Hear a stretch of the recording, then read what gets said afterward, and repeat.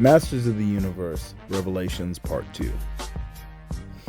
So this is part 2 of Kevin Smith's attempt to modernize the He-Man / Masters of the Universe franchise, and I have to say, it's just more of the same, but just more. Just if you thought part 1 was pandering and just by the numbers nonsense, oh my god. Part 2 is just, I can't even begin to describe the flaws in the storytelling. Now, once again, the animation, the fight scenes are top notch. I mean, just beautiful. But what else do you expect from the studio that brought us Castlevania? However, this story is literally the worst. So let's just get into this. So first and foremost, you have a situation in which Adam no longer has the power. He no longer has the sword, and they are basically, the sorceress is being embattled by a vastly overpowered Skeletor, aka Skelegod. So that being said, they flagrantly disregard all the rules of the world that has been established. I mean, over and over and over again. And not only that, Kevin Smith just outright plagiarizes different themes, concepts, and even certain characters. So I'll give you an example. At one point, because Adam does not have the sword, aka the Sword of Power, which he shouldn't be able to, derive any power without it, he calls down the power somehow without the sword and becomes, and I kid you not, I wish I was joking, he becomes Savage Hulk. Marvel's Savage Hulk, just in He-Man form. I mean, with huge jumps, growls, the whole nine. He is Savage Hulk. Another plagiarized theme. So they really ratchet up the idea of Skeletor being abusive to Evil-Lyn to the point where it is almost comical, because they are literally pantomiming and plagiarizing the Joker-Harley Quinn relationship, which is so ironic because Mark Hamill is the voice of Skeletor.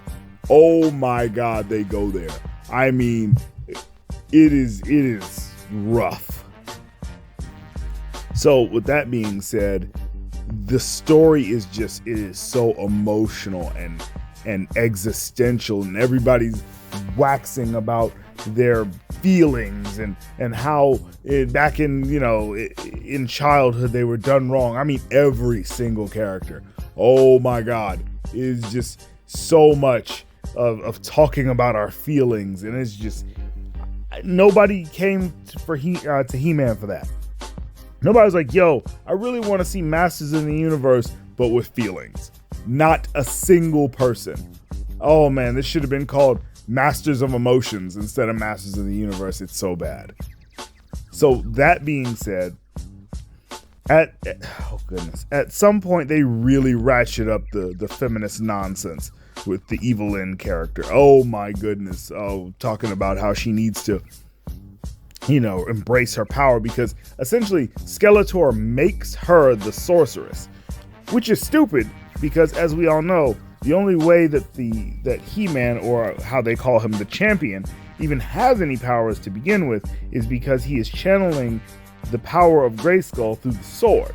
And that power of Grayskull is controlled by the sorceress. So if the sorceress doesn't want you to have the power, then you don't have the power, which they admit to in the story, even though the sorceress somehow can't stop Skeletor from having the power. It is that convoluted and just foolish. And somehow the champion, aka Skeletor at this point, can make Evil-Lyn the sorceress. It makes no sense. It boggles my entire mind as to how stupid this story came across. And the bad thing is that there are elements here that if they would have just focused on that, they could have made a really good story. In particular, at the end, a certain character is revealed to be behind a almost throwaway storyline from part 1 and nothing comes of it because they're trying to entice you for a second season of this crap. Oh my God. It's just bad. Like, when I say they flout the rules, they will tell you a rule that has been set for years and years and years since the Filmation series, and then they will completely disregard that rule just because. At one point, there are literally 2 sorceresses. 2. Just because. Oh my God, it made my head hurt. Seriously. Never let Kevin Smith touch an existing property again. Never. We need to learn our lessons as fans. If we even hear that Kevin Smith is touching an existing property, we just need to outright just boycott it. Sight unseen boycott. Because this was uncalled for. But, let me know what you guys think. Maybe I'm off base. Maybe you thought it was great. Let me know in the comments section. And we'll hash it out.